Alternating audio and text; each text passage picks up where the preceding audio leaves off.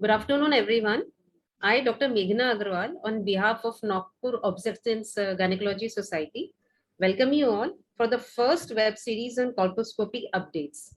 This series of 4 webinars has been organized in association with Foxy Oncology Committee. This is the first episode by the Empress of Colposcopy herself, Dr. Priya Ganeshkumar. For this web series, I invite chairpersons. Just first, let me share my PPT. Can you all see my PPT? So for this wonderful program, I invite our President, NOGS, Dr. Varsha Dhavre, to give a welcome address. Thank you. Am I audible? Yes, ma'am. Okay. Thank you so much, Meghna.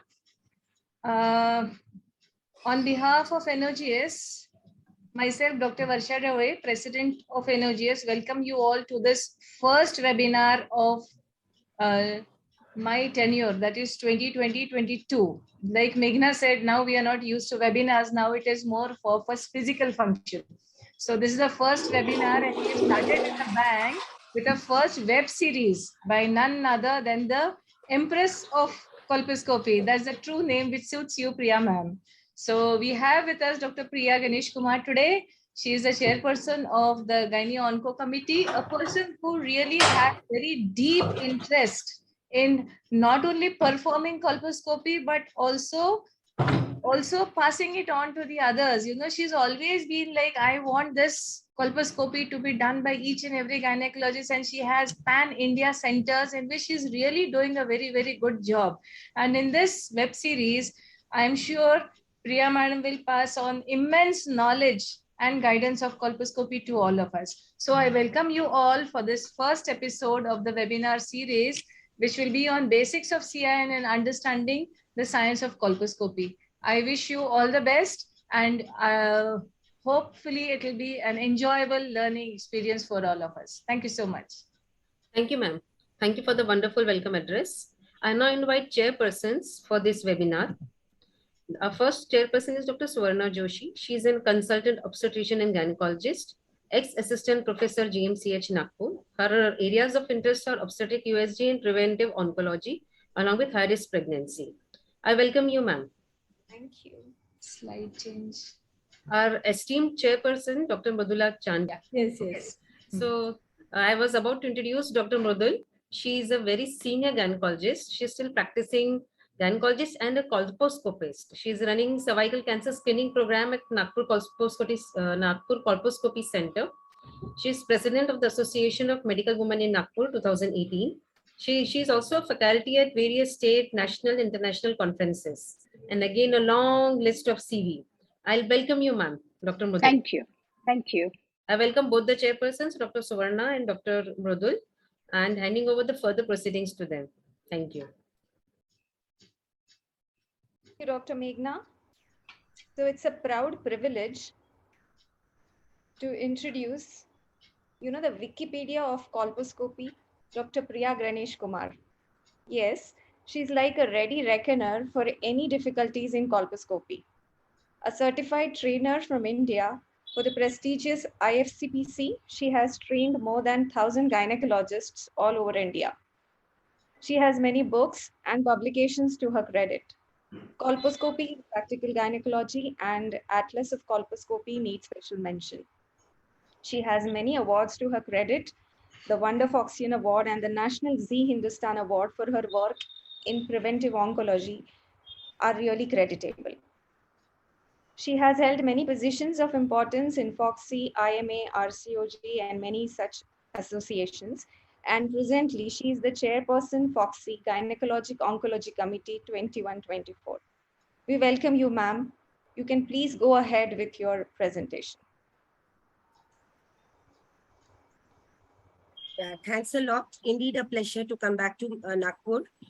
Albeit the fact I would have loved to be with you all to actually show the demonstration.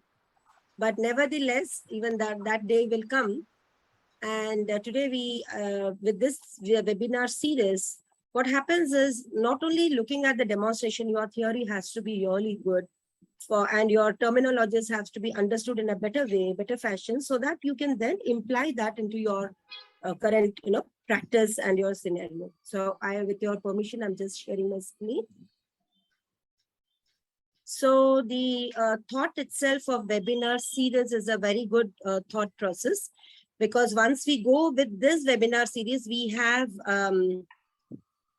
4 major talks to be covered every Monday. So I am really happy Dr. Varsha could take it up. She was very keen with Dr. Suvarna, telling that we want this, we want very practical ones. And I actually admired, because it has to be a practical one. And without understanding the nuances, we really cannot go ahead in taking it up on our day-to-day practice. So let's understand this. And thank you very much once again, all the participants. Many a times we have repeated it plenty of times.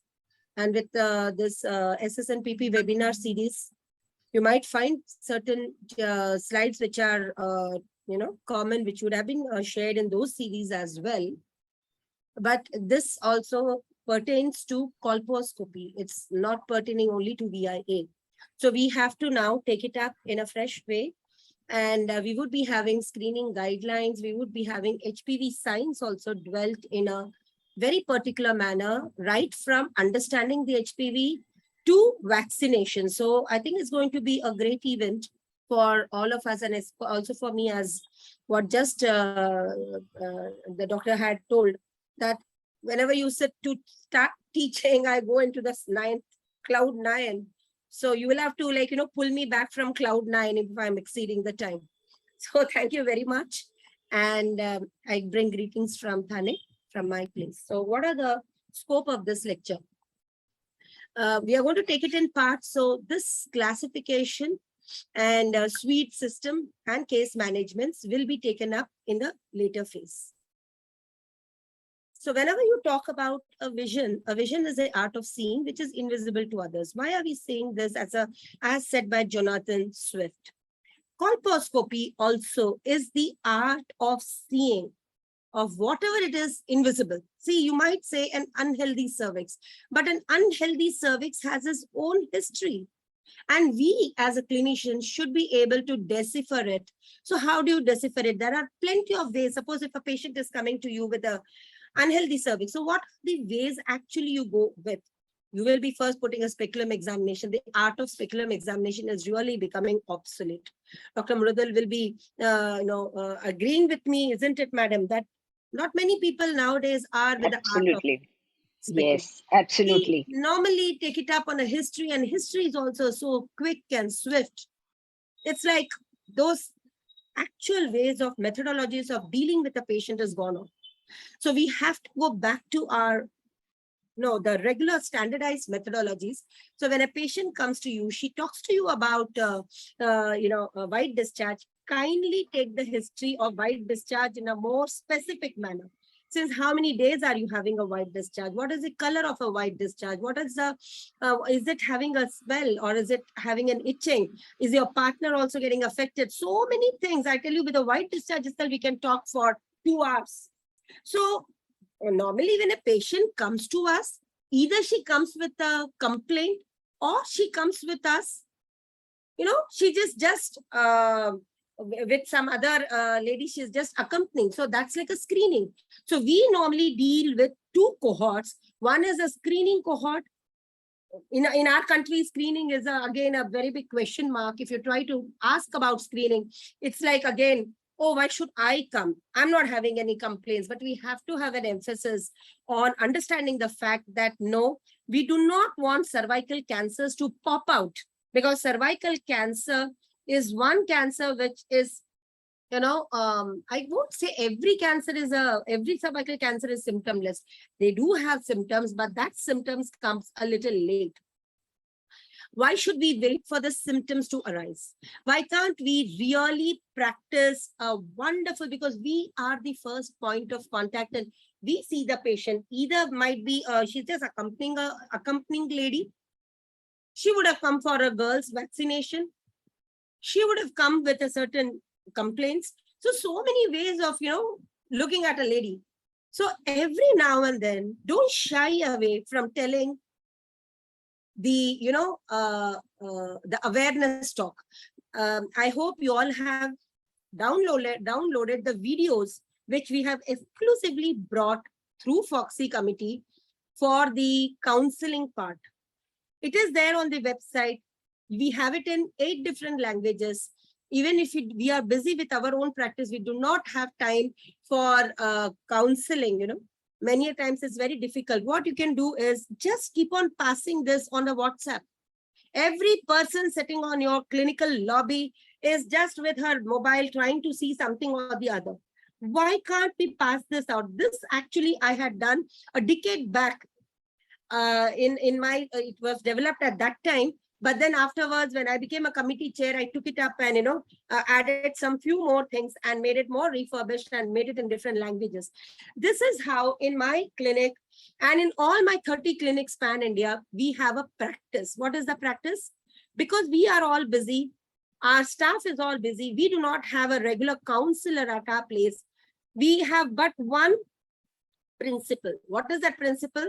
When anyone enters our hospital, our clinic, the phone number is taken, their language is taken, and immediately on the WhatsApp, that link is passed.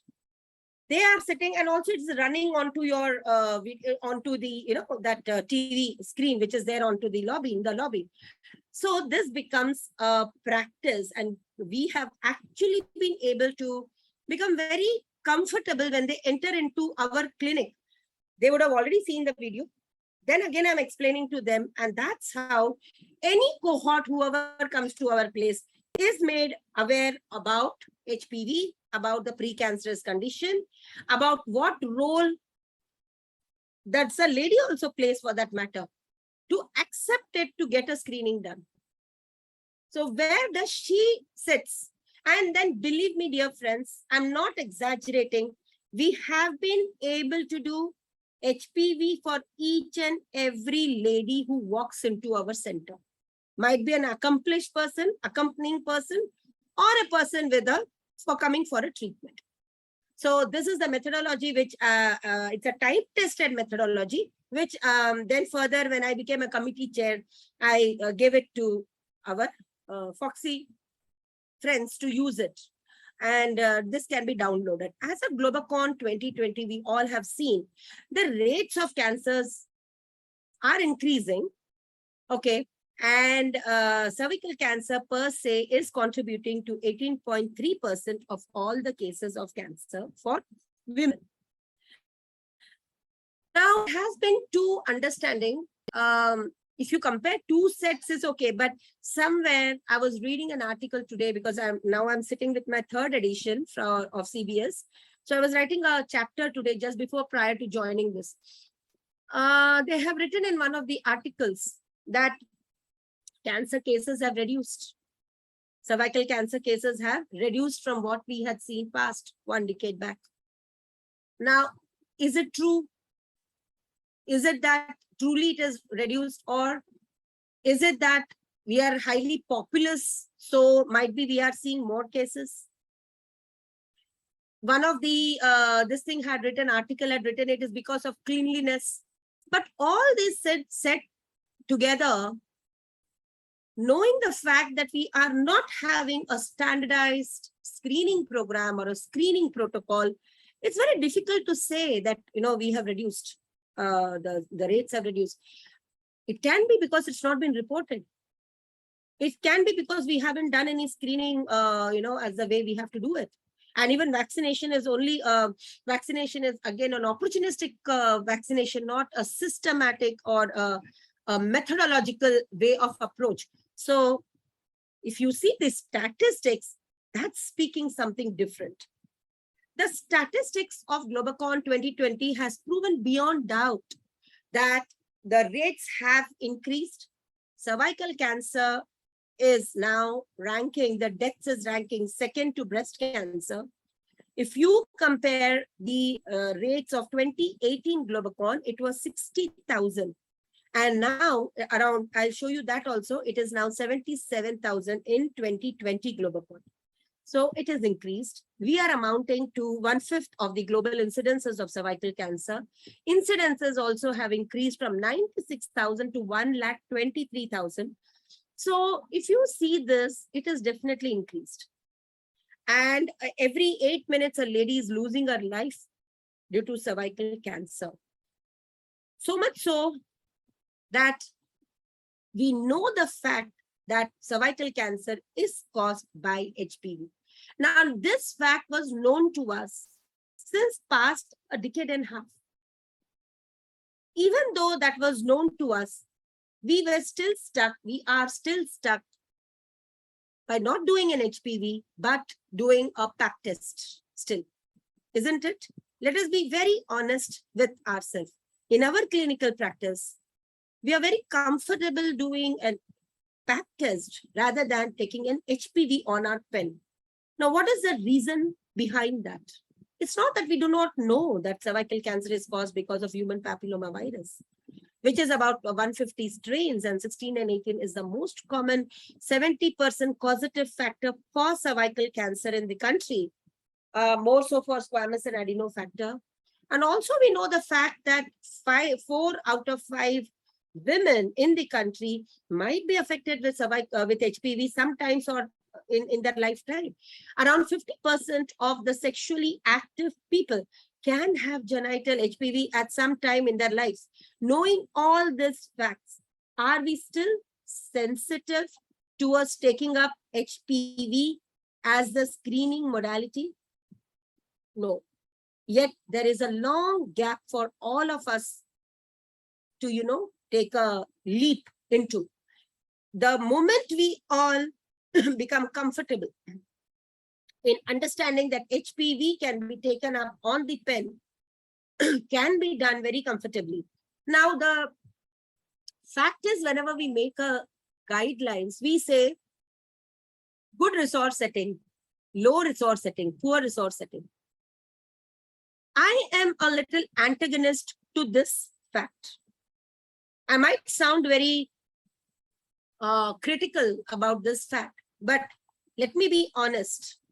I am talking because of the very practical experiences, going to the depth of rural India.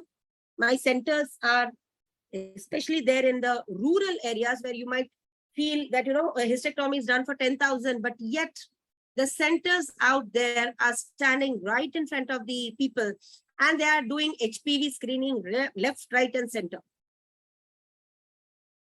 These are all spoken because of the practical experience.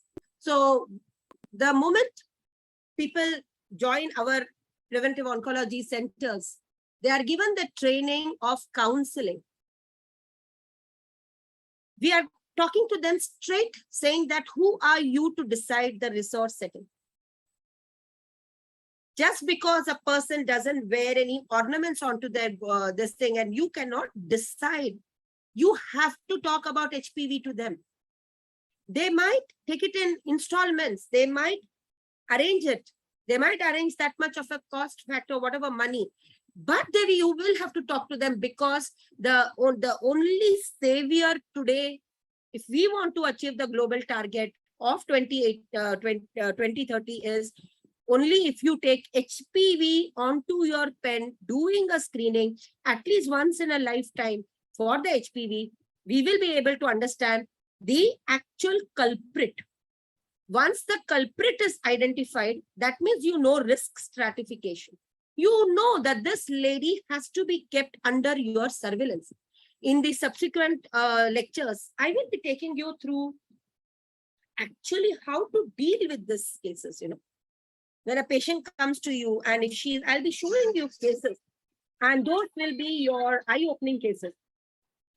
And when there was no symptoms and we could actually detect an HSIL only on an HPV. So HPV per se is a very important factor for all of us to know. If there is a non-16-18 variant, what you should be doing, 16 and 18, how you should be taking it up. Because HPV per se is causing all the other factors of cancers as well. So once you are adept with understanding HPV signs, colposcopy and or the whole preventive oncology science becomes a real interesting fact for you, you would feel that you have done something worthwhile for the people, for the community. Because when you yourself don't know whether this patient sitting in front of me, who has come with a PAC report of NILM, is she really an NILM? How confident I am to tell this patient, look, champ, you're fine, you can come back after 3 years. Are you sure that this patient will come back to you after 3 years? In the interim, if she comes with a cancer report, how are you going to face her now? Because your report has said NILM. That is why, my dear friends, I really tell this from the bottom of my heart. Today, if you really want to practice preventive oncology and give the right approach, a right message, you tell them at least once you do it. You don't have to do it five yearly. No need. At least ek bar kiya, then call her up after 10 years. You know, you are very confident. Along with that, you do a code test. So you have done a high sensitive test and a high specific test. And specific test will be, sensitive test is a test where you have applied a test and you have got a cohort out of the apparently healthy population with a very high NPV value, a negative predictive value. Now, this cohort of yours will have a group of true positives and false positives. But if that report is negative, you can be rest assured that this lady is not going to have a cancer, at least for coming 5 years to 10 years. So now when this group is saying HPV positive, you can be very comfortable, apply another triage test, either a PAP test or a VIA test. I can go ahead saying that apply a genotype test. I can go ahead telling that you can apply an mRNA test. All these tests are specific tests, which makes you understand to remove whom to remove, the true negatives to be removed out of the cohort and keep only the true positives with a high PPV value. So having a PAP with us is very advantageous. I see my own PAP test. I even teach the TMH, pathologists, they come to me to read the slides for the precancerous condition. Of course, for the cancers, nobody can beat them. We can all detect cancers very easily, but when it comes to pre-cancer, your eyes should be able to see those cells and differentiate between an L cell from, a reparative cell, or an L cell from, might be an ascus cell, or an ascus from the, other cells. So your eyes should be tuned. In fact, in UK, and even in my fellowship programs, when I'm running a fellowship programs, we see to it that the PAP test is taught to them to identify the cells also. This is the way a UK standard goes of teaching. Now, when you talk about CIN, when you talk about these abnormalities which are going on, CIN 1, 2, and 3, dear friends, understand that this is a histopathological understanding. We, as a colposcopist, we all will take up two-tier system of identifying and putting our whatever reports onto the pen. We will put it as low-grade lesion or a high-grade lesion. A low-grade lesion means somewhere from ascus to CIN 1. A high-grade lesion means in 2 and above. All right. So now even the terminologies in WHO has changed, and we say whenever we talk about a high-grade lesion, so we tell it as either HSIL SIN 2 plus or HSIL SIN 3 plus. So two-tier system of reporting is the prime way of reporting. So as a colposcopist also, you will put it up as a low-grade lesion or a high-grade lesion, depending upon the sweet scoring. So we in this series are going to learn of how to report, what to write on the reporting system, how to interpret our cases as well. So now, we have a span of spectrum of disease progression. What is the span of disease progression? There is a breach, HPV infection. Believe me, friends, HPV is not like HIV. You can have an HPV with a monogamous relationship as well. HIV requires a multiple sexual partners. Of course, the risk factor increases with multiple sexual partners. This doesn't have to have a penetrative sex. That's one thing to understand. Skin to skin contact is enough. So thigh to thigh contact is enough for an HPV infection to be spread. So it's very pertinent that, and it's symptomless, there is no inflammatory, it's a local reaction you can see here. So there is first, there are 3 phases of HPV, but I'll be covering that in my HPV thing. Just for you to take a brief starting, there is a replication of HPV, there is a high copy number, there's an integration phase, there is a gene expression of E6 and E7, and then there is a cell cycle deregulation. We will be covering this in the last chapter when we are talking about HPV infections per se, and I'll be taking you through how an HPV, what are the cellular biology, what is the cell cycle aberrations which occurs when we talk about all this. WHO has come up with the fantastic guidelines of 3 approaches of understanding. The screening guidelines of molecular test is now recommended with NAT test as nucleic acid amplification test, DNA test, even an mRNA test. Some few years back when I used to talk about mRNA, and I used to do a lot of research on mRNA, people used to, look at my research with a pinch of salt, saying that, what's this? Why is she talking so much about mRNA? But at those time itself, a decade back, even before the WHO put it up into the guidelines, we had already done a lot of research into mRNA. We understood that fact that mRNA is a very specific test. And having a mRNA positive gives you an understanding that this is an integrated HPV and we have to take it up in a much more rigid fashion. We have to do a colposcopy. If our colposcopy is negative, we still have to go ahead doing a 4-quadrant biopsy and a tissue biopsy to understand the significance of why she has an mRNA. So nowadays we have genotyping also, which is again picking up in a very brilliant manner. We have IHC tumor marker coming up, dual marker. And again, we are doing a lot of research into IHC tumor marker. IHC marker has made our life very comfortable. When a patient comes to us and we do have an ambiguity, we directly put the biopsy or a cytology for IHC tumor marker. So that's again having a paradigm shift in understanding a case. And then of course, visual inspection, naked eye, you have this magnified cameras and AI. So where does our colposcope sits now? Let's understand that this is the screening chart approved. Now, colposcope has its own relevance. When people talk to me saying that, Madam, I can do a VIA or a VILI and take a biopsy, where does your colposcope sits? Or somebody, after training so many people, I know what are the questions I'm going to face. Some might say, I have a hysteroscope, and while putting a hysteroscope, I can see the cells. Why do I require a colposcope?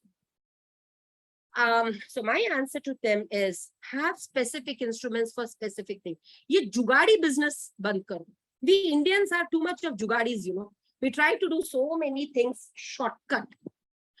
See, a colposcope has its own relevance. You will start loving colposcopy the moment you sit behind the colposcope and actually start seeing the green.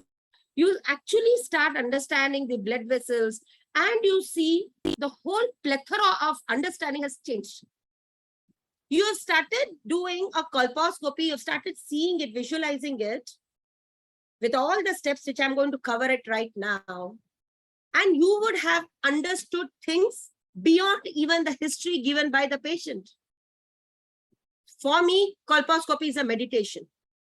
I just can go on, and I am in love with colposcope and in love with the cervix, because that instrument has made me understand her reproductive history in a very brilliant manner. So each person, whenever you are sitting behind the colposcope, you cannot say a hysteroscope and replace it. You cannot say that any tool can replace it. Of course, the tools like VIAM magnification tools, they give you an understanding, they give you a hint, but they cannot replace the proper conventional colposcopy. They will give you a hint. They will give you an understanding. which cases now has to be triaged with colposcopy. Now, when you say screen and treat, this has become very popular statement with WHO. Now with the WHO elimination call of 90-70-90, the elimination drive of less than 4 per 100,000 women by 2030. So they have becoming more ambitious, of course. If you have to hit it by that time, we are already in 2022, you should be having more stringent guidelines. And that's what WHO has done. WHO has said that if you are doing screen and treat, there are two ways of doing it. Either you do a VIA. I need not say that everyone can be a colposcopist, like what was told to me 3 decades back when I was a student. And at that time I had taken that, oh, wow, that, that oath. Why not? Why not? Why can't everyone be a colposcopist? What's so much great thing about it of not knowing a colposcopy? And that's why I always say that colposcopy is the stethoscope of a gynecologist. As we hang a stethoscope, why not have a colposcope with us? Or why not at least have the screening devices with us and see it? See what it is said. If you do a VIA in your clinical practice, OPD, just take a VIA, do it. You can treat it there and then. Nowadays, treatment facilities have improved beyond really doubts. Huh? You are having cryotherapy. The other day, cryoprobe guy had come and met me. So they are making life easy. Thermal ablations have come up. You should know, even now they're going ahead saying that if there is a TZ3, go ahead doing an excision at the same sitting. So all these ambitious statements, a little more ambitious statement, I will say, because we never used to do an excision without taking a punch. This was what our old thinking was. So now with the WHO directly jumping and saying, you do an HPV and screen positive, go ahead doing a treatment. These are, I know, overzealous statements. When we go to real colposcopy world, we would say, do a VIA or do an HPV, do a colposcopy, wait for the punch biopsy report, and then treat it. This is the standard protocol which we are following. But for the patients whom we think cannot come back to us, will not follow our advice, for them, this type of approach of screen and treat, or in a camp, it's a screen and treat, really fits the statement. And we can go ahead doing it. So nobody is going to tell us why you have got an HPV positive, you went ahead doing a treatment. Did you check the lesion? You understand the point, what is going on now with these guidelines being changed? These are the approaches which WHO has opted out. And we should know what method treatment to be taken. Like if HPV DNA is coming positive, isn't it ridiculous that I do not see the lesion, but I treat it? Isn't it not ridiculous? It is. But you have to know why the experts sitting at WHO took this up and put it up onto their guideline statements or approaches statement. Because if you do a VI, and that's the reason you should understand terminologies well. The moment you understand terminologies, you will understand when to do what type of treatment. Because in this HPV DNA, if you do a primary screening coming positive, apply a VIA. You do not have to even see a lesion. Just check on her TZ, comply with this type of approach, and you can do the treatment. But if you are going for screen, triage, and treat, which are the conventional methods which we have been taught, and we have taught our candidates also, what have we taught? In India, still, most of our doctors are still adept to cytology. So cytology as a primary screening tool, you can, with the cytology report, go ahead above ascus, do a colposcopy, find out the lesion, treat it. Or if you're doing an HPV DNA by hybrid capture, which is positive, go ahead doing a genotype. If it is 16-18 positive, just apply a VIA to check out on her TZ and treat it if it is 16-18. Or you've done a HPV DNA as primary screening, do a VIA triage now to find the lesion. If there is lesion positive, go ahead doing a treatment. Or you're doing an HPV DNA as a primary screening device. you are doing a colposcopy, because you have a colposcopy, you are doing a colposcopy, you are following it with treatment. Or you're doing an HPV DNA, you have triaged it with cytology, you've finally done a colposcopy and done a treatment. So now the question comes is, how do I understand what is the meaning of a triage and what's the meaning of a reflex? Many times when candidates come to me for my teaching courses, the first thing I ask them is, what do you mean by triage? What do you mean by reflexing? So whenever you're using a LBC container for whatever test it is, there is some certain positivity, like say she is LBC cytology positive. You're asking the same sample to be checked for HPV. So that is triaging. That means the same sample being used for doing another test, that is reflex test. So that is called as reflexing. I'm sorry, it's not triaging. Now then, what is triaging? Triaging is you will be calling the patient again. You are telling the pathologist out there that, dear sir, kindly reflex the same sample which has come positive into say mRNA test, into say genotyping test. So you have not called the patient again. So the same sample has been used. That is reflexing. That is possible only if you have a liquid-based cytology. Now, that is what is triaging. She has come with certain positivity.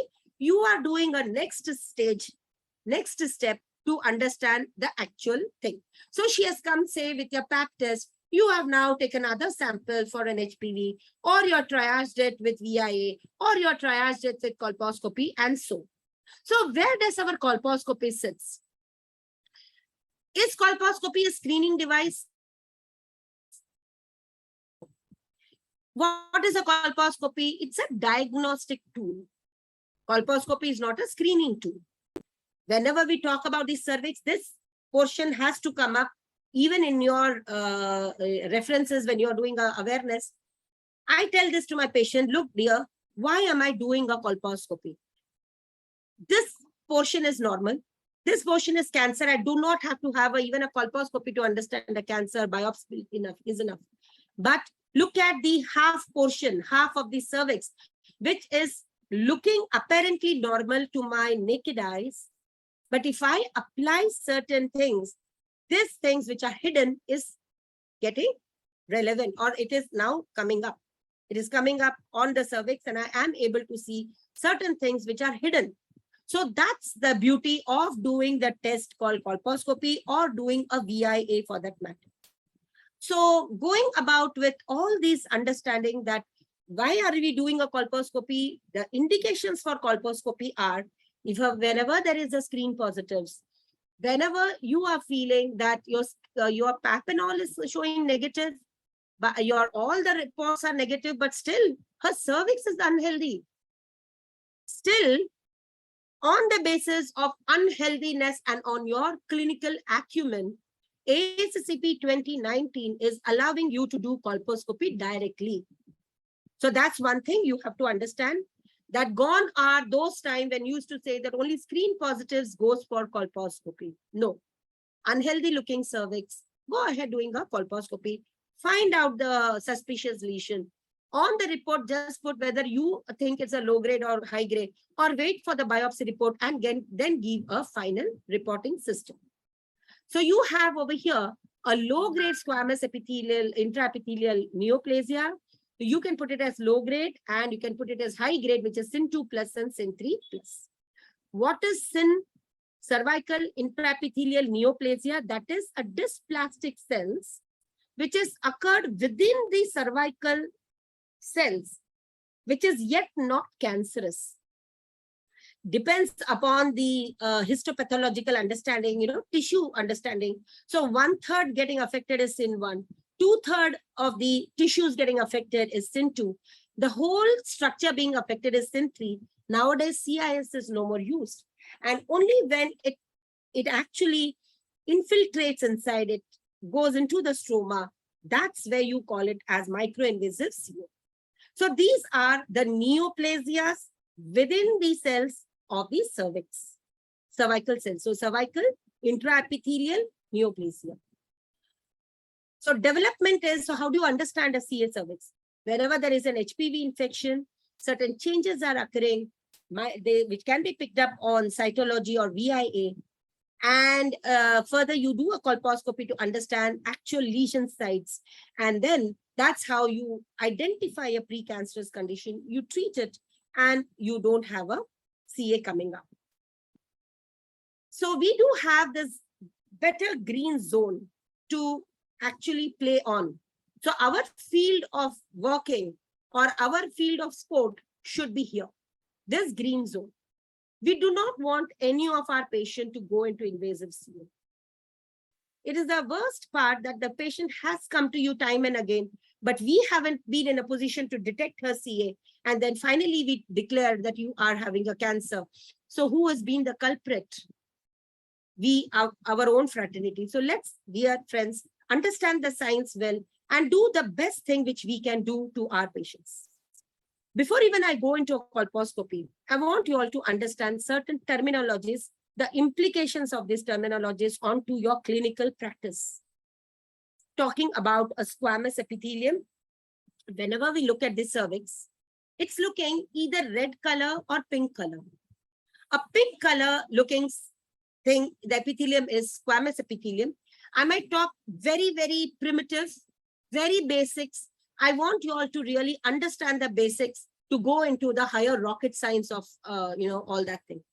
Let's revise our basics. Squamous epithelium, it's a multi-layered epithelium with basal cell, parabasal, intermediate, superficial.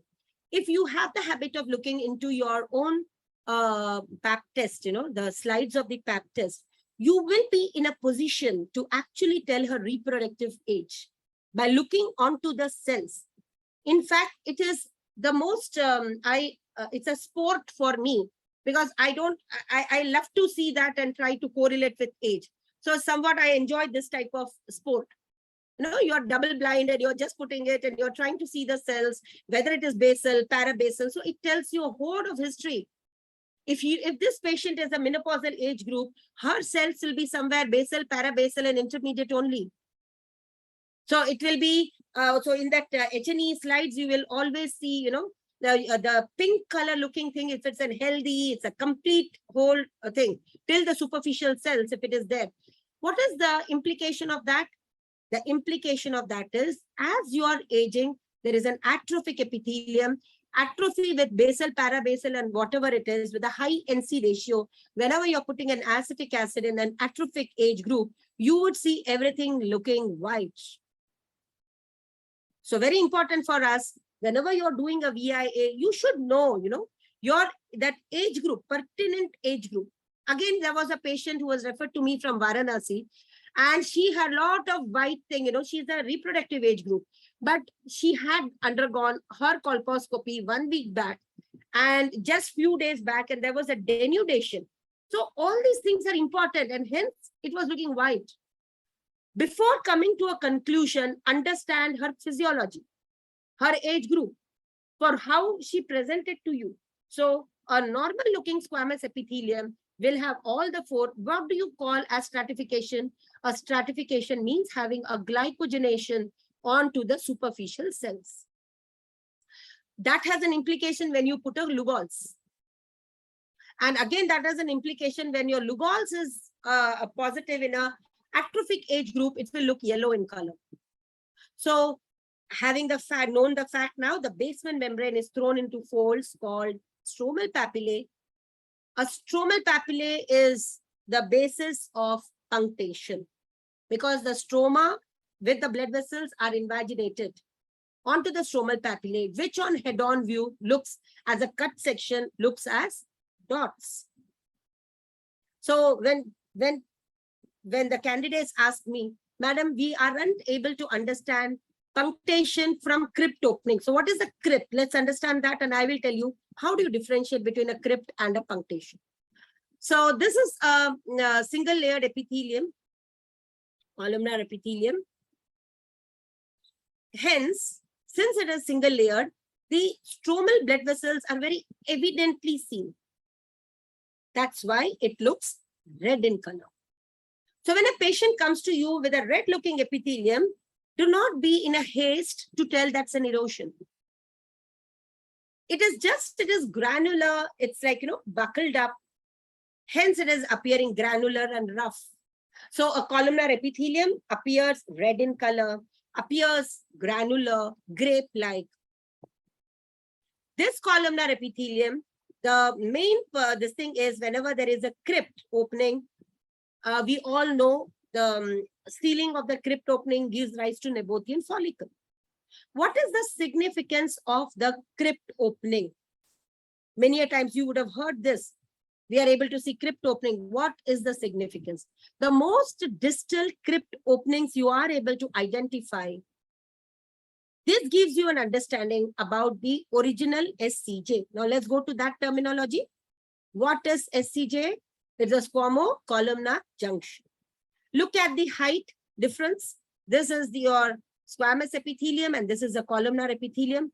Because of this height difference, whenever there is a new SCJ which we are seeing and you're applying an acetic acid, it appears bold white line.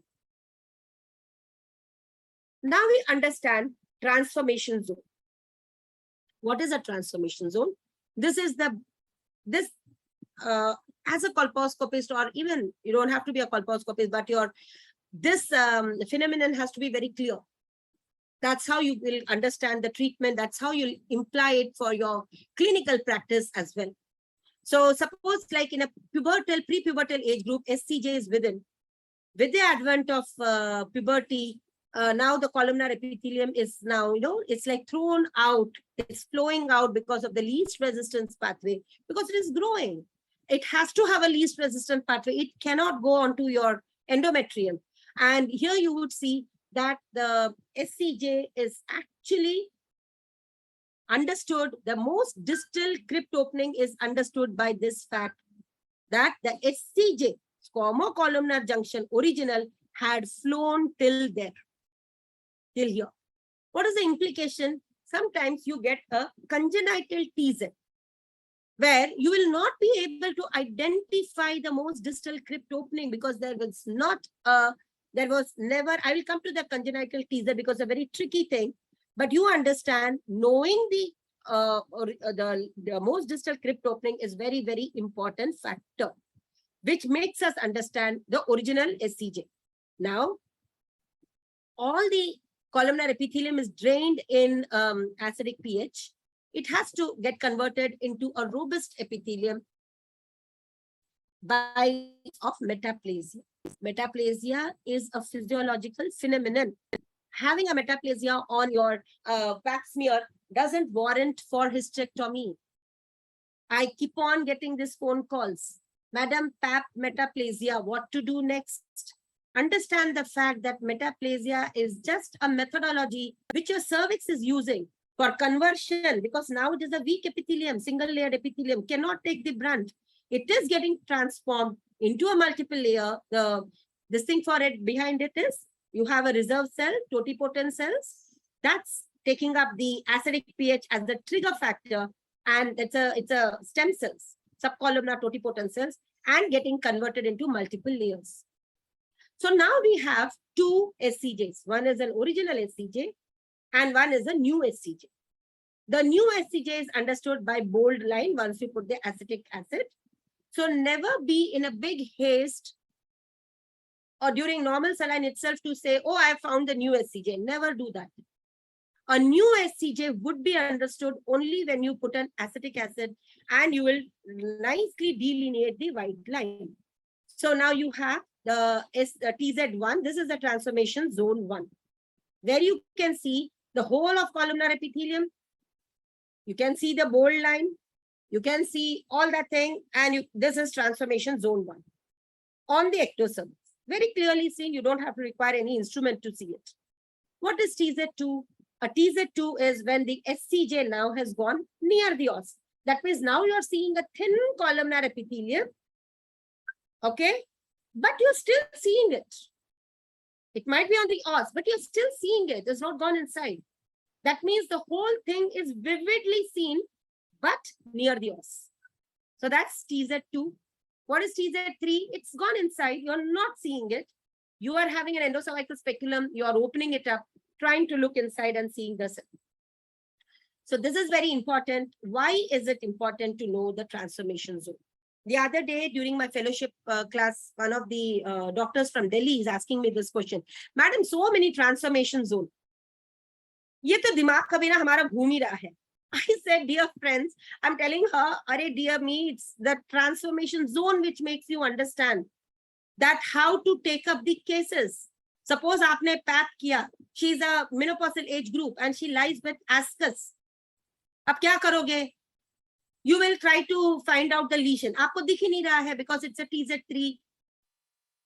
So what will you do further?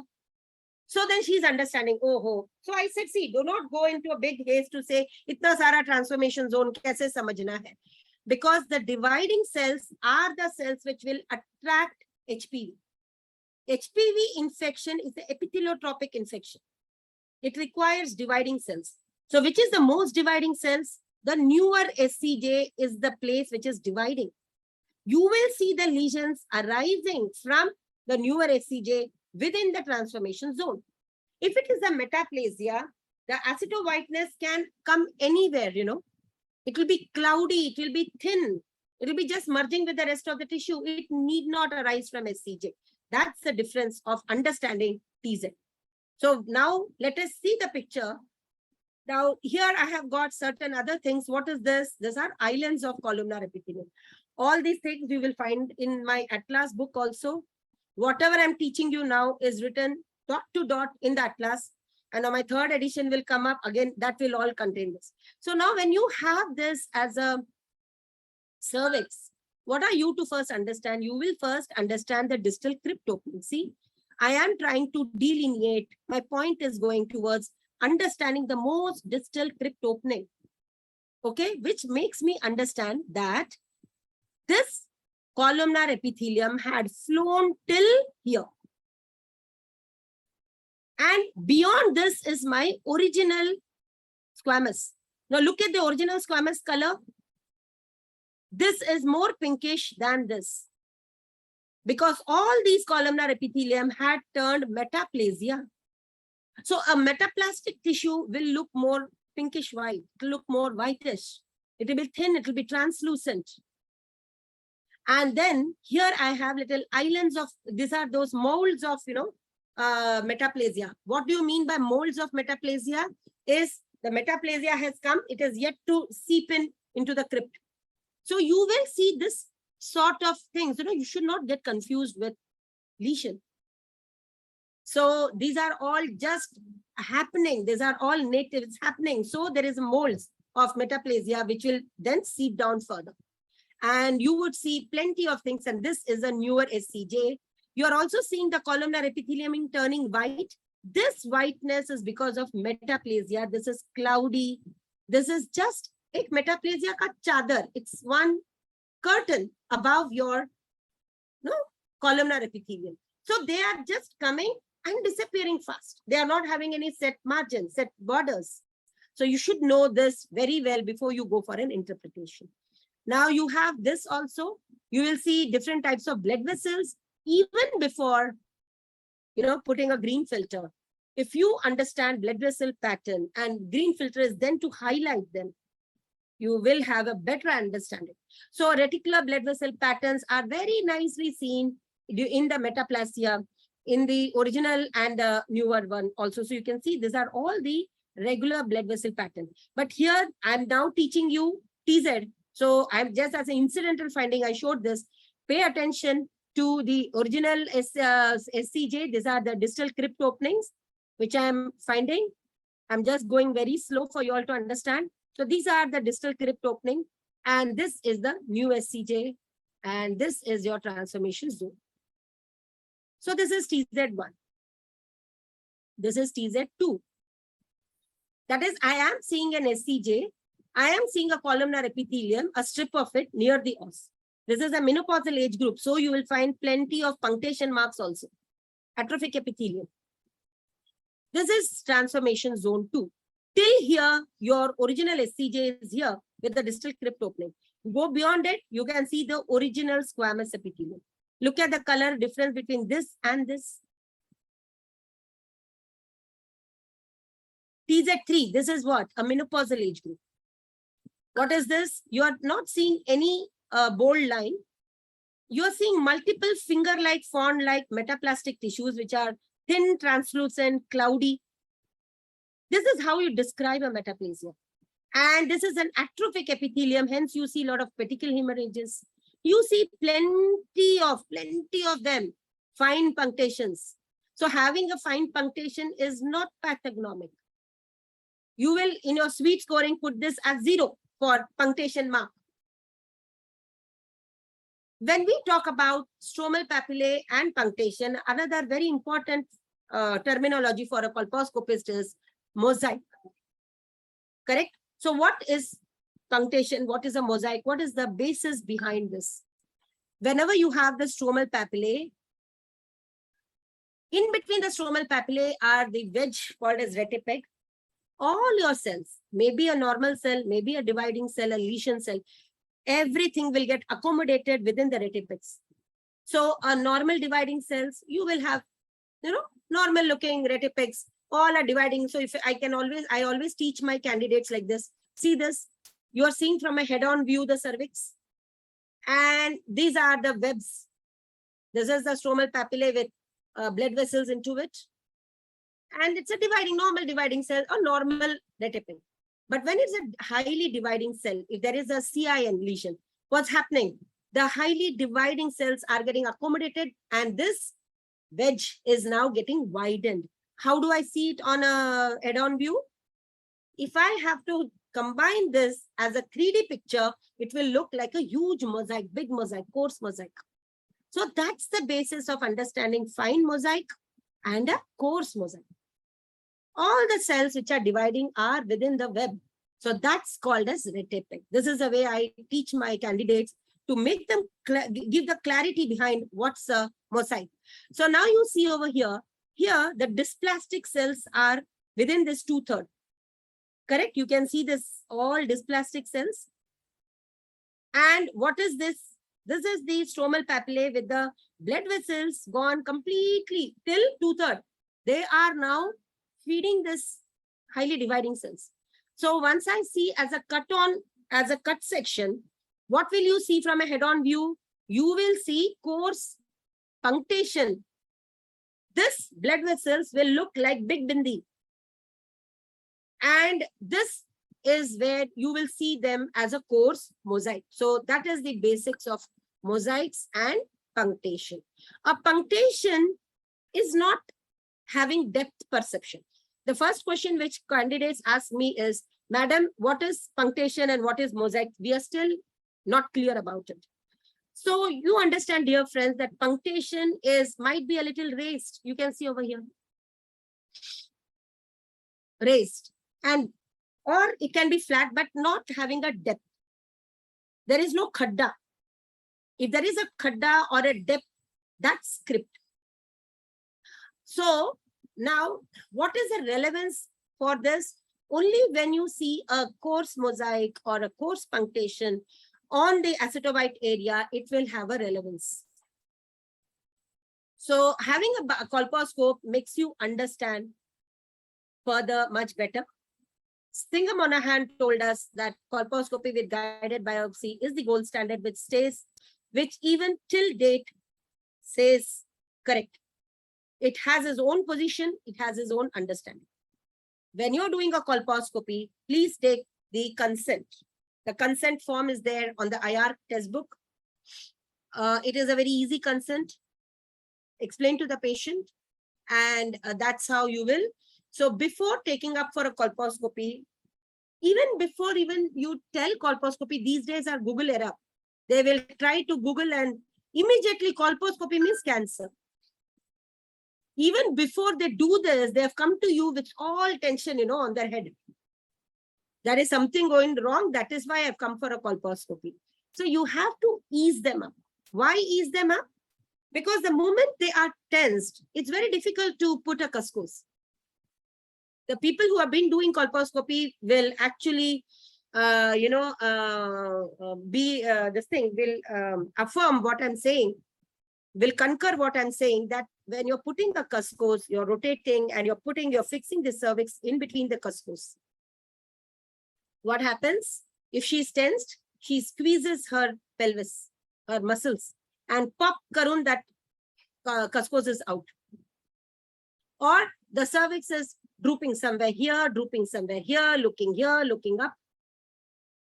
And you are in a big hurry to do a colposcopy. Never ever start a colposcopy without fixing the cervix to the center. Cervix should look at you. It should not be looking here, there, down, anywhere. So there is an art of putting a cuscos. Believe me, dear friends, I'm not exaggerating. After training, after 1,000 and more gynecologists who have sat behind my colposcope, they really find very difficult to put the cervix onto the center. And I always say that the moment you garner this fact of centralizing the cervix, you have done half work, because colposcopy is an easy task. Getting the cervix to the center is the difficult task. How do I get the cervix to the center? Take a traumatic sponge holder or something. If the cervix is looking up, press this lower fornix down. You see, it droops out. Now, when you have already inserted it, tighten the cuscos. Never put a cuscos half open. Again, whenever you're putting a cuscos, it should be a pincer grip fashion. Unscrew it. See to it that the this thing is completely, it's not open at all. Because if it is open and the blades you're putting, you will cause a iatrogenic trauma. You will not know whether there was a lesion or whether there is a, you're looking into the cervix. It might be bleeding. You don't know. Then you might say it's bleed on touch and oh, something cancerous. So be very gentle. See to that the blades are completely packed. Put the cuscos, gently open it. Once you place it, then only screw it completely. And now once it's screwed, it's like what? It's fixed. Once it is fixed, you are supposed to see, first of all, just see. Don't be in a big hurry. See, sometimes what happens, the vagina comes in the center. So you put a condoms, cut the nipple out, have a side walls created, then see. Then first step is to clean with a normal saline. People have been asking me, can I take a pap test or a HPV test and then do a colposcopy? There are two schools of thought. Colposcopy is done once something is positive, or people like me, people just come and they come from far. They might have taken a visa for only some 10 days or something, and then they can come. That is the time when you say, okay, nothing, I don't have time. We can do it at the same sitting. While taking a pap might be before a colposcopy, you have taken a scrape and now that's bleeding slightly. Don't worry. Just by a little dab, that bleeding will stop. So now you clean with a normal saline. First thing you will see is, are you seeing any polyp? Are you seeing any hyperkeratic patch? Are you seeing anything extra? If no, fine. Go back and try to first decipher the distal crypt opening. That will make you understand the original SCJ. Then put on to the green filter and try to identify blood vessel pattern. I'll come to each one of them for you to understand. So after identifying the green filter, if you would have seen any abnormal pattern, keep in your mind that you had seen an abnormal blood vessel, say at 2 o'clock position or something. And then when you are putting an acetic acid, you would be more pertinently trying to look in that area whether you have an aceto-white patch also out there. Because only when you do all the 4, you will be in a position to say that this is a lesion or not. Just identifying one aberrant abnormal blood vessel doesn't give you this thing. And if that area didn't have any aceto-white area or Lugol's was negative at that place, it doesn't give any significance or value to that. So then what you do, green filter comes in a Bohr's colposcope, it has 3 filters. In Promise colposcope, it has 5 filters. In EVA screening tool, it is only 1 green filter.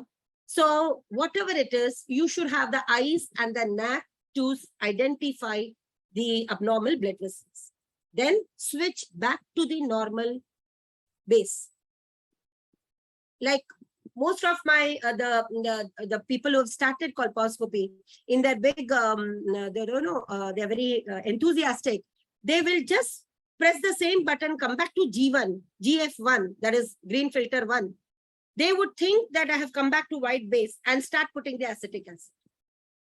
And then when it comes for interpretation, when the reports comes to me, then I say, oh, you have not switched off the green filter, not gone to the green base.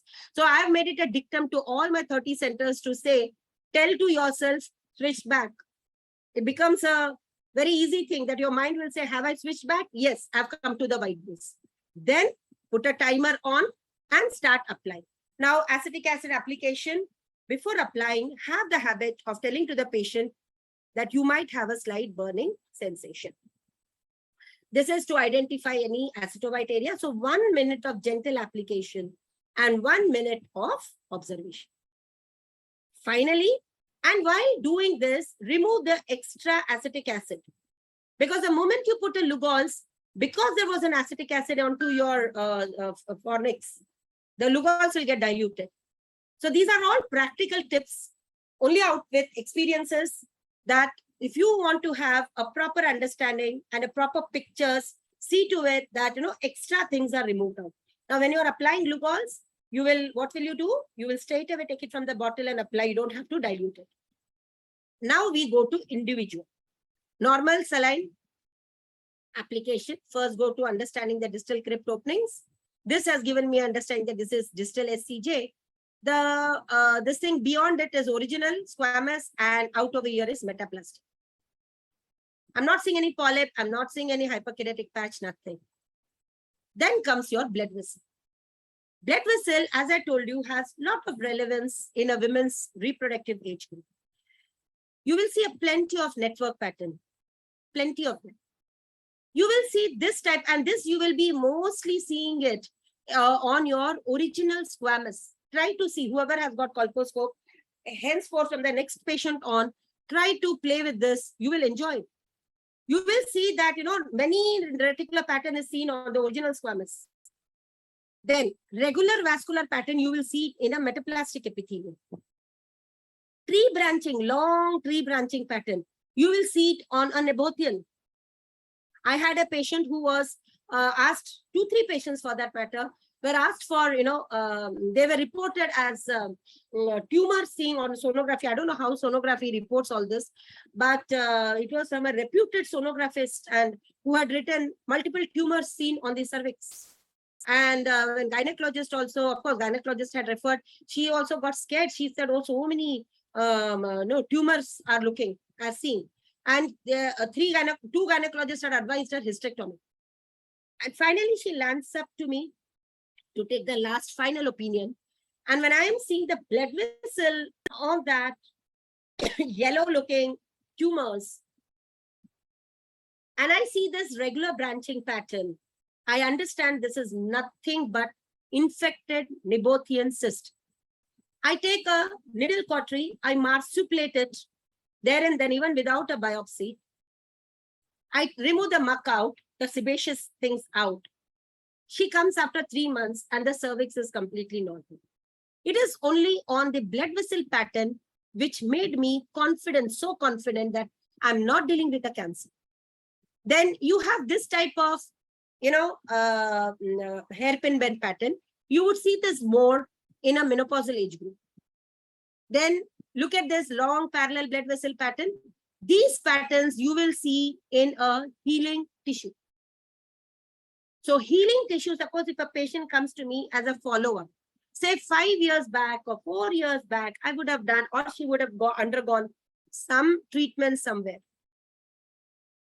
So she comes to me, she's forgotten her history. I see this long parallel vessel pattern and I ask her, have you undergone any treatment in the past? And she would say, yes, madam, I forgot to tell you. Or I would have treated her with a LEX.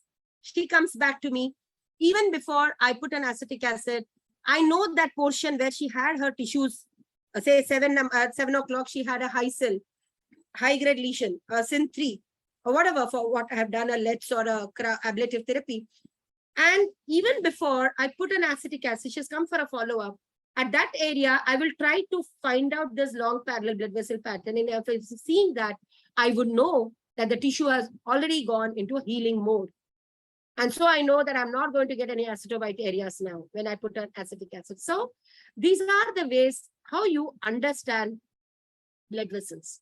You cannot see this when you do a VIA. You cannot see this when you do a hysteroscopy. That is the reason you require a colposcopy to understand these things. So here we have Nabothian with a tree branching pattern. Then you have over here multiple, normal reticular patterns. See here, all these are normal reticular patterns, which gives me an understanding that this is a normal tissue. Now you have abnormal blood vessel pattern. Whenever you see an abnormal blood vessel pattern, it gives you an understanding that this is going to turn into a high-grade lesion.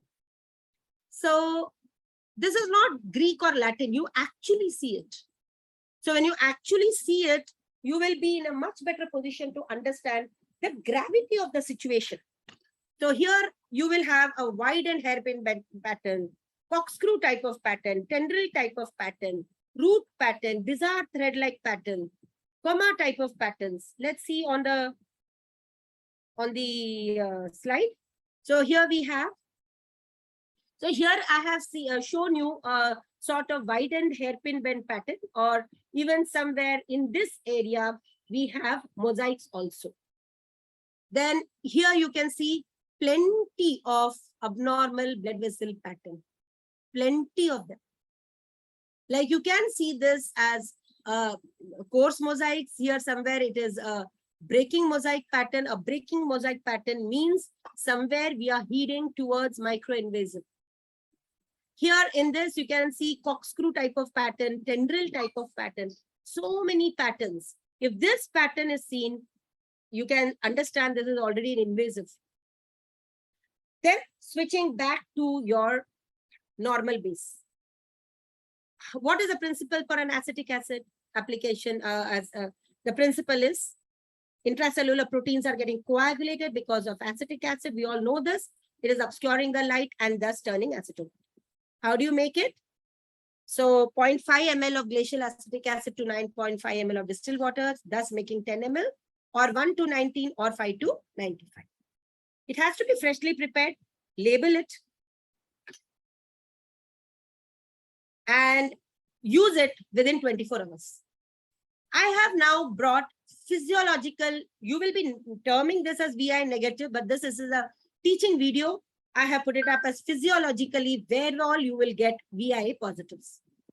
Let's understand, and that's exactly, as a colposcopist and as an expert, you are supposed to understand metaplasia vis-a-vis to a LCIL.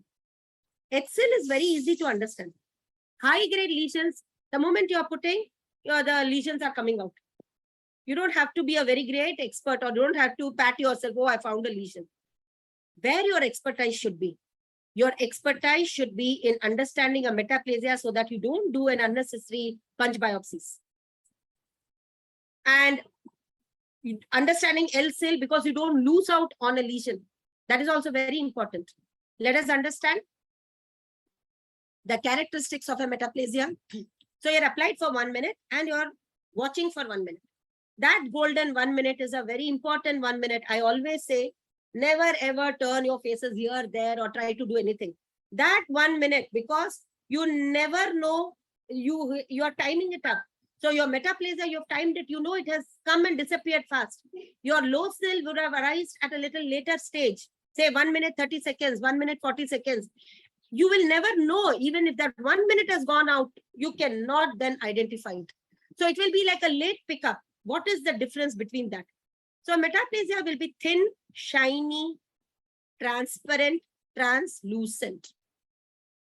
Without any set geographical pattern, it will be finger-like, feathery. It need not arise from SCJ. Whereas a low-grade lesion will arise a little late, but it will be opaque. That is very, very important. My each and every word is very important. So here it is thin, shiny, translucent, cloudy. merging with the rest of the tissue, arising and disappearing fast, finger-like, feathery. Whereas a lesion, say low grade, say high grade, I'm again telling you it's very easy to identify. It's nothing big rocket science about it. A low grade lesion will arise little late, will have a set geographical pattern. It is opaque. It need not be dense. It will be thin, no problem, but it will be definitely opaque. That word will make you understand that is it a lesion or is it a metaplasia, and definitely will stay a longer time. Okay, so whenever you are applying an acetic acid, first thing you will identify is the new SCJ. You will look for the metaplasia. I've told you columnar epithelium many times is covered by squamous metaplasia, and hence suddenly you will find that it was all pink in color. Now it is turning white. So what is that white? Is it an adenocarcinoma factor or is it a metaplasia? How will you know that? What will you tell about that whiteness which came as a patch onto the columnar epithelium? So that is where there is a layer of metaplasia which is occurring. It will come and disappear fast. Then satellite lesions, they are flat condylomas. They doesn't have any significance for a high-grade lesion. Hence, these are within, or it need not be, can be any bizarre type of lesion somewhere else, need not arise from SCJ. A congenital TZ, because of the congenital part, let me now take you through congenital TZ where I'm coming on this point. In an intrauterine life, actually that the 6 weeks, the urogenital diaphragm, it attaches with the Mullerian system, that thus forming the paramesonephros. So you have the vagina, and the vaginal epithelium is now actually covering the cervix. At the 20 weeks, within 20 weeks, this epithelium, which was cuboidal in nature, which was actually from the urogenital diaphragm, which formed the vagina, which is now fused with the Mullerian system, okay, that should get converted into the first metaplasia occurs from the cuboidal to squamous. If it doesn't occur, it will stay back for ages. So when she comes to you in such cases, you would put an acetic acid, you will see everything white. How do you identify that from a lesion? That's the tricky question. So here the acetowhiteness will be more onto the vaginal anterior and posterior walls also. And it will not have any set geographical pattern. Then hyperkeratic patches, they look more white. So this is metaplasia, thin, shiny, translucent, merging with the rest of the tissue, cloudy. Pathological, as I told you, I've just described you the low-grade lesion. So a high-grade lesion can be chalky white, dense white, raised. So you have LCL. So your expertise lies in identify this. If you would have missed out, you would have not done your right job. So there's more high chance of missing out a low-grade lesion than a high-grade lesion, invasive and condylomatous. So a low-grade lesion will be thin, but everything has to arise from SCJ. So you're pertinent, you will have to understand SCJ first. So I will be getting you cases also now slowly. Now this is your villi. This thing principle behind the Lugol's is having a glycogenated squamous epithelium will turn brown on applying Lugol's. Wherever there is no glycogen, might be a atrophic epithelium, might be a metaplasia. These columnar epithelium, they will not turn brown. Whereas conditions where, they will be not taking it up, but then actual, so they are all physiological villi positive. So there are two ways of taking a villi. You might say Lugol's not taken up, or you might say villi positive. So you adopt one system for yourself. What should I say? Lugol's not taken up, that means villi positive. So these are the physiological conditions. And so a normal looking epithelium, the normal squamous epithelium has turned mahogany brown. Crypt opening metaplasias don't take up brown color unless and until it is mature. A mature metaplasia will have stratification. So they are stratified squamous metaplasia. A columnar epithelium will not turn brown, but it will just be painted. Wait for it to see the paint also goes away within few seconds. So they are not, people have told me this. when I showed them, they said, oh, this is a big lesion. It is not a big lesion. It's just an ectropion with a lateral tear, and the columnar epithelium has just been painted. So that's how you understand a lesion. So villi positive pathological is because there is a lack of superficial stratified cells. They are dividing cells into basal and parabasal only. That's why they have not got stratification. They have not got glycogenization. That is, hence, they are not taken up Lugons. That's the principle. So a CIN lesion, it has a varied color. So not taken up Lugons or just a painted one, vis-a-vis to that of a immature metaplasia, again, that's not taken up, to a lesion. So this is, your eyes should be able to identify that. A saffron color, mustard color difference is very important for you to see, because you again will get confused. If there is an immature metaplasia, madam, oh, this is also a lesion. So how do you understand that? Let's see that. So here you have trichomonial infections. They are excoriated. So this is again a trichomonial infection, leopard skin patch. This is the SCJ, and this is a lesion. Look at the color difference. Here the columnar epithelium is just painted. And here there is a actual yellow looking one. Again, look at this. So many people, when people come to me for my training program, I purposely put these slides and tell them to point out to me. That tell me, what is this? Tell me where it is. They might say, madam, this is also lesion. So this is also lesion. How do you understand between this and this? How do you understand between this and this? This is a satellite lesion. This is the os.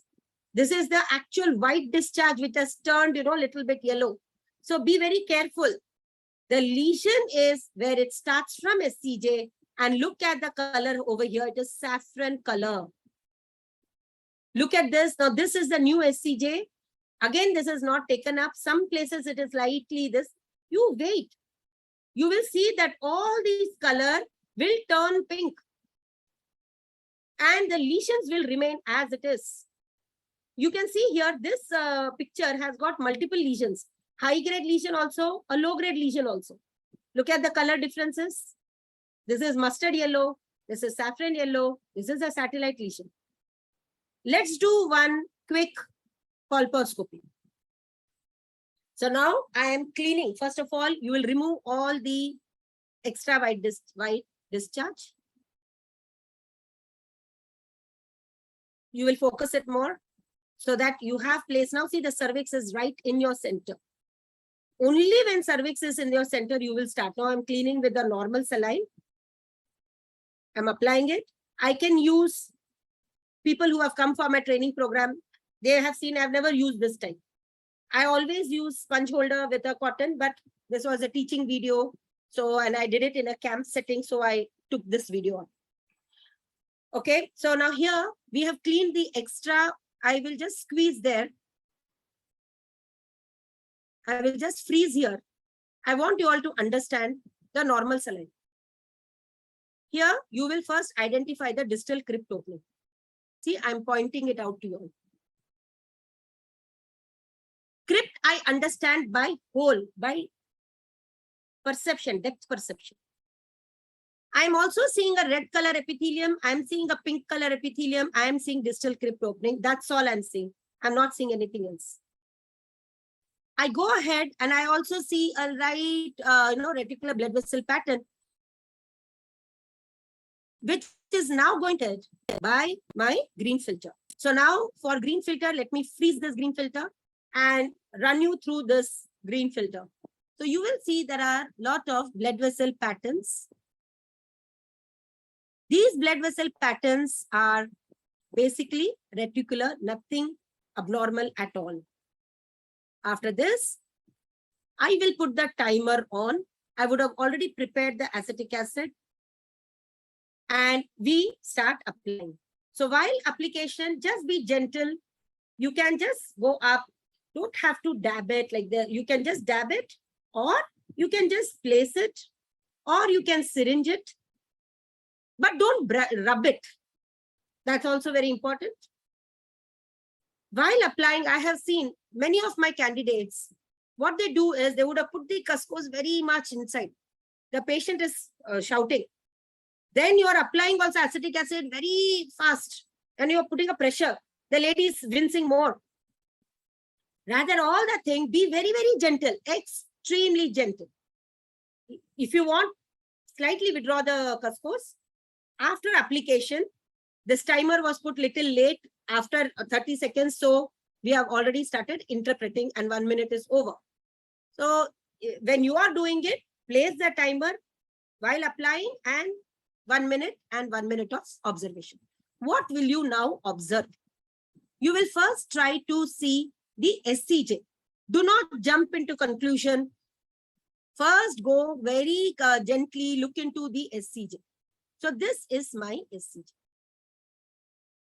Then, what I am understanding, I am seeing at 1 minute 30 seconds a lesion arising here. I am seeing an acetovite area here.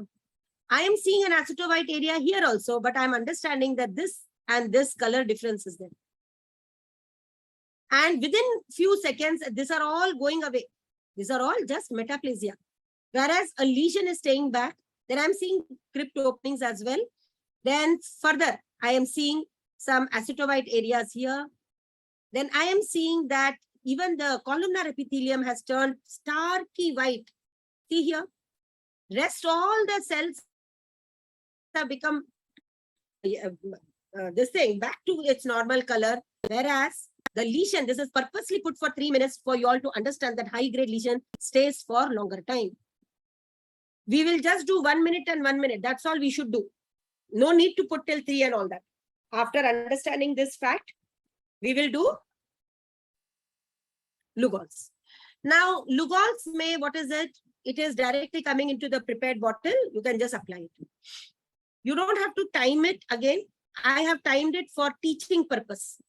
Now you will see everything looking yellow. You don't know which is a lesion, which is a columnar epithelium, what it is. How do you differentiate this? Just wait for this Lugol's to wash away. And you will see everything turning pink back. Whereas a lesion, which has not taken up, look at the color difference also. Now I'll take you a little closer. We will do a little zoom in now. And you will see the color difference. Look at this color difference from this color difference. This is columnar epithelium. Now here all the things are turning back, which was metaplasia. It is all just waving, clearing off. Whereas a lesion and a lesion has been identified. And this color has washed away. So now where you are remaining, you are having thing to investigate this place, and this place. You see, everything has turned original. And only the lesion has remained. So now what will you do? You will take a biopsy. Now, how will you take a biopsy? You should be having your tissue biopsy forceps and take a widened one. You all know that I make my own instruments also. So in my instrument, I have a widened tissue, I have this widened one so that I can pick up the whole thing as a one slot. So that has to be very important. And you should be getting a good wedge for interpretation. See here, one quick bite. Don't do this. Don't macerate the tissue. Go where is the SCJ. So you would have gone where there is an SCJ. Take the whole chunk. Take one quick, nice, deep bite. Do not make it superficial biopsy. Because superficial biopsy will not give you that understanding.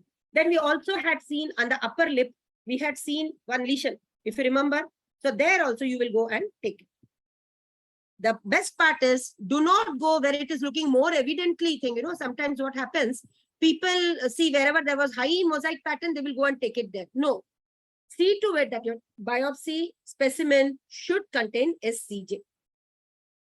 Once you have done this, this is done without anesthesia. I have seen the trend since I'm traveling the whole India. I've seen the trend.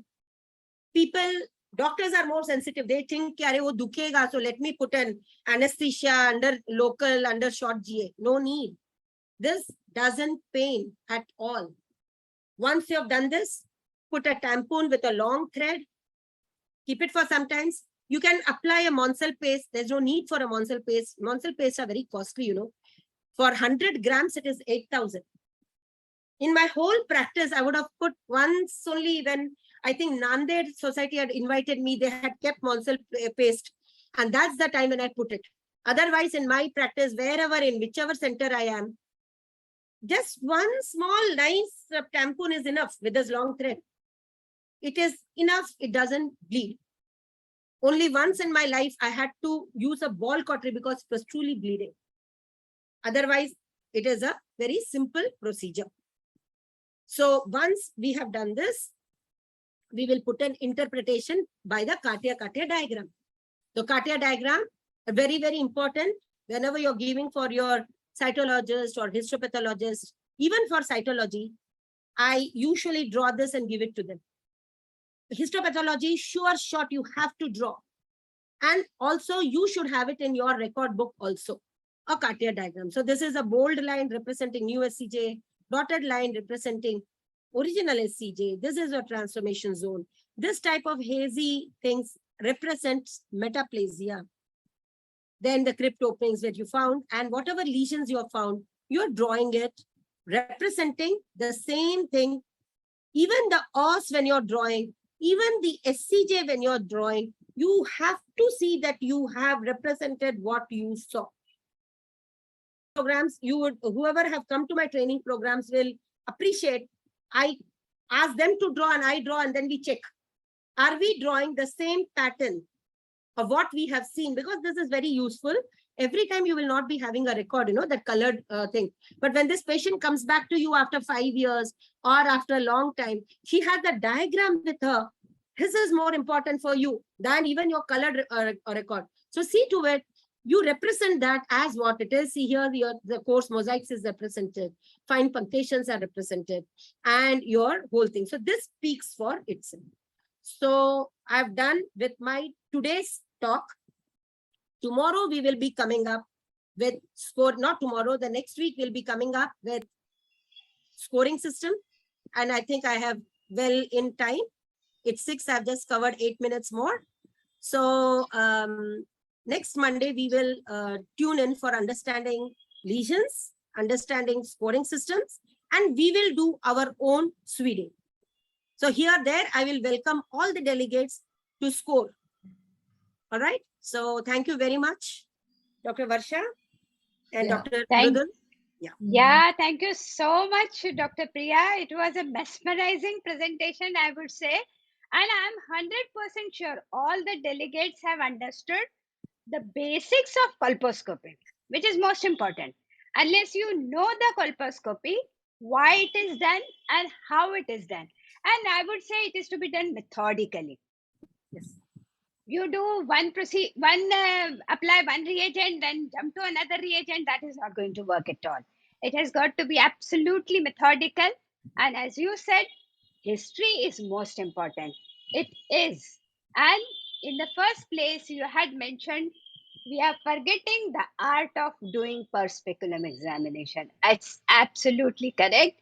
And I remember somebody had posted one case on ISCCP group in which one gynecologist did not do per speculum examination, and the lady landed up with full-blown CS cervix. Yes. So we have to stick to our basics. PS is a must. That is the first instrument, I would say, which a gynecologist has to use it, whatever gadgetry you have. And PS and PV. Another thing yes, is, it is most important. PS, PV are basics of gynecology. I'll tell you, I would have missed out a very important case, and it would have made me into a lawsuit. I'll tell you about this case because cases only make you a teacher. Yes. Okay. In Delhi, I had one case where this lady is 65-year-old, and she goes into, I can even show you for that matter. Only when I show you, you will understand. Just a moment. Give me a moment. Yes, yes, yes.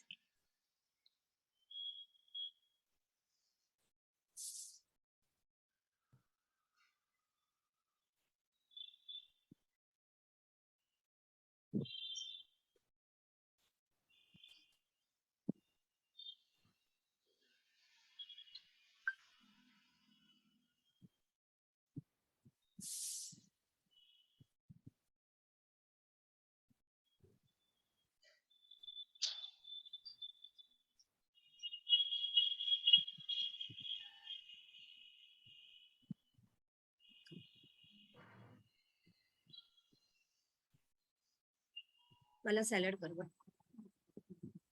Okay, now I'll just share screen this.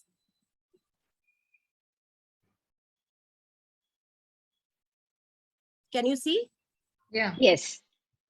So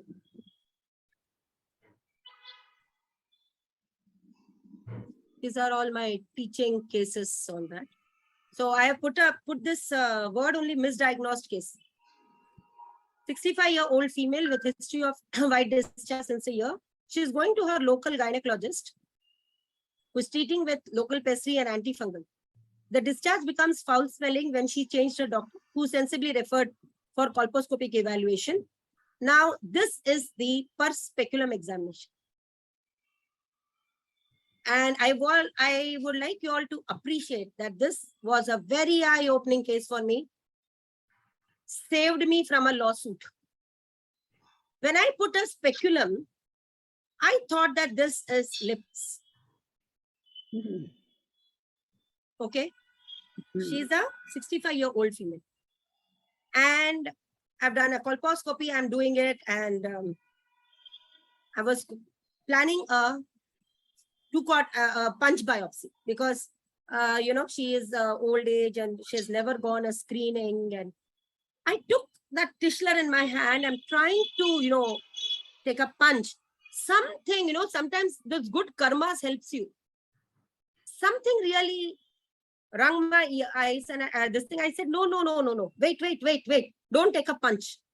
And I quickly removed the cervix, the speculum out, did a PV examination, and lo, what do I find? I found a whole huge lot of tumor sitting at the lower lip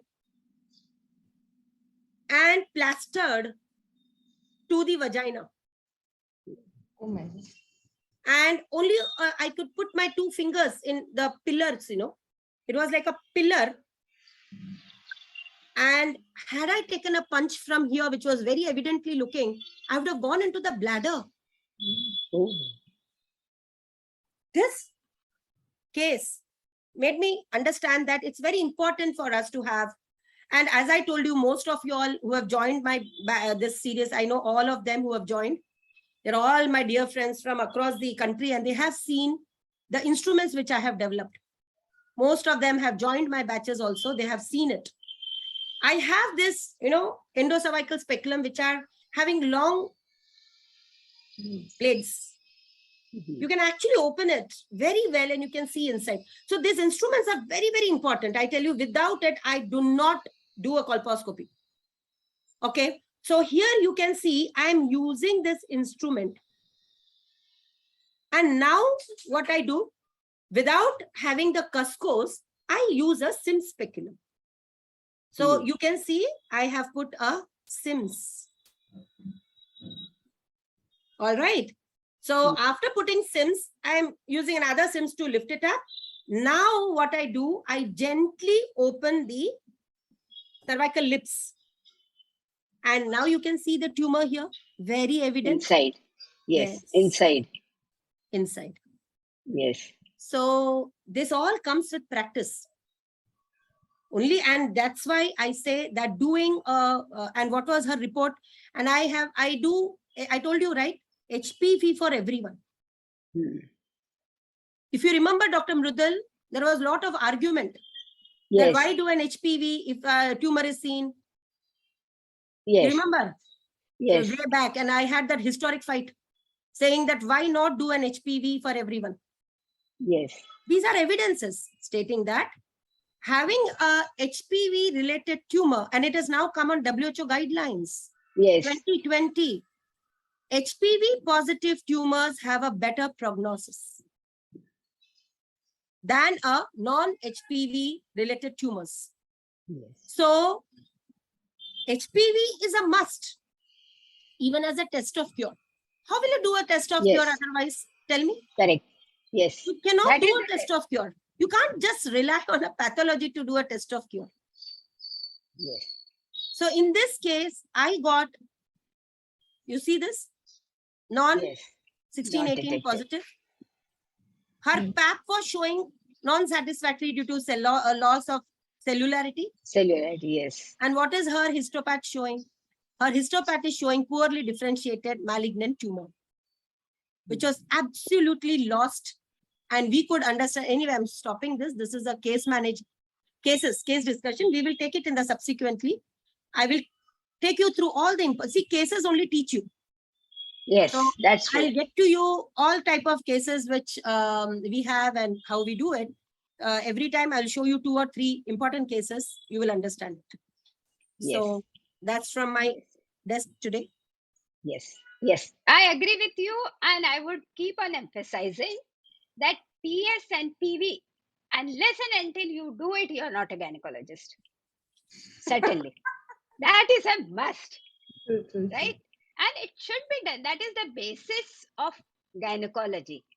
So we have to understand that whatever gadgetry you have, even with AI, PSPV cannot be replaced by anything, and that needs to be done. And you have so nicely explained the basics of, which is a must. What is the basic of CIN and the basics of colposcopy? So thank you so much. You are yes. I would certainly 100%. I would say I would 110% agree with Suvarna that you are empress of colposcopy. So with a crown, huh? I put a crown and show you. Yes. We don't mind. We can always put in a virtual crown on your head. Chala, thank you very much for Thank you patiently. so much. Thank It you was for really a very splendid nice. presentation with good take-home messages. Yes. We would also like you said consent for colposcopy. So in the next talk, probably if you can just bring it, we can all click pictures and Sure. take it directly from you. Sure. It's also there on the online, IR Facebook. But I will try to get it. Definitely, I'll take a picture. I'll send it to you so that you can show it. Yes. Okay, ma'am. Chalo. Thank you, Varsha, for involving us. It was wonderful. Definitely. I loved it. You are going to be involved in that. Yes, I know that. Very You're beautiful. a veteran colposcopist of Nagpur. How will you not be involved? All right. Thank you very much. Thank you so much. चलो मिलते हैं nice अगले day. सोमवार को Okay. any time Yes. पे with a bigger because we have increased our package now. We had 105 record registration. Very good.